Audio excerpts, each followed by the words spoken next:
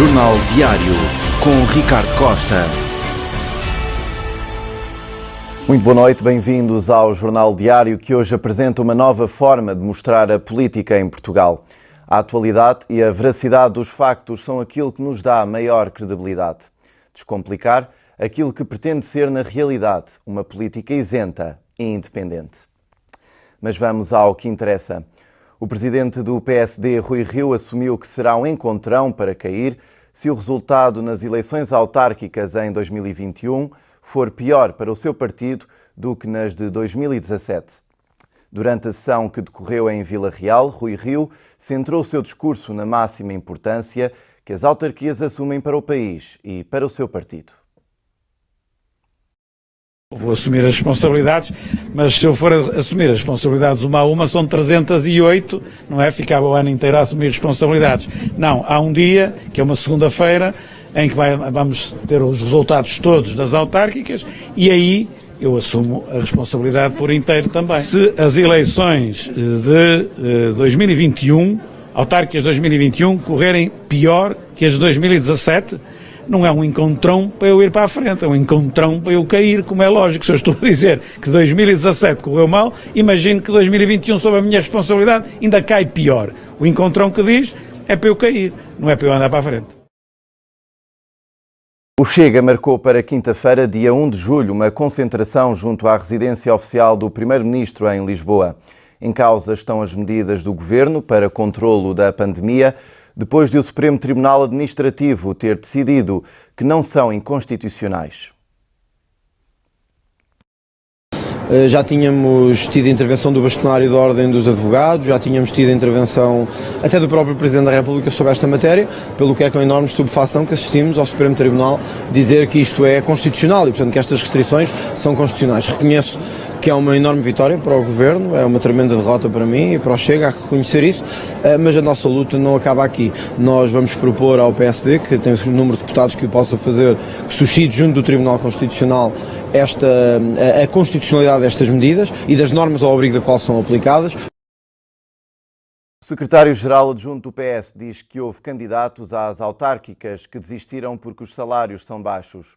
Numa entrevista ao Jornal de Notícias e à TSF, José Luís Carneiro defendeu também que os socialistas querem manter o maior número de câmaras e que é possível que o partido consiga ganhar no Porto. Nós tivemos neste processo eleitoral autárquico candidatos escolhidos que vinham nomeadamente da área da medicina e que trabalhavam no público, que também compatibilizavam com o trabalho no privado, que desistiram depois de conhecerem as remunerações que tinham nas respectivas autarquias. Demonstra que nós temos candidatos com muita qualidade em todo o país, mas demonstra que há muitos outros cidadãos que podiam estar disponíveis para a vida política se a vida política tivesse também outras condições de reconhecimento do esforço e da exposição pública que é exigida a um responsável político. O Bloco de Esquerda criticou as medidas de confinamento de uma região para combater a Covid-19, como está a acontecer na área metropolitana de Lisboa, apresentando uma série de medidas alternativas para conter a quarta vaga. Com os números da pandemia na Grande Lisboa no vermelho, a líder do Bloco de Esquerda entende que a quarta vaga não pode ser combatida como as anteriores. Esta nova vaga tem características diferentes e, portanto, repetir medidas do passado não é necessariamente a forma de responder. Nós temos população já vacinada, temos um processo de vacinação que deve ser acelerado, mas que permite ver luz ao fundo do túnel e, portanto, medidas que sejam simplesmente dizer às pessoas se isto não ficar controlado ao novo confinamento, do nosso ponto de vista, não são úteis. O Bloco de Esquerda avança com 10 medidas que diz que são uma alternativa ao que está a ser feito pelo Governo. Querem acelerar a vacinação, aumentar o número de testes feitos por dia e dar mais condições aos profissionais de saúde. O Governo fez sempre uma gestão de curto prazo da pandemia. Muitas das questões que estamos a discutir este verão, discutimos infelizmente o verão passado. Discutimos de uma nova forma agora, seguramente graças ao processo de vacinação.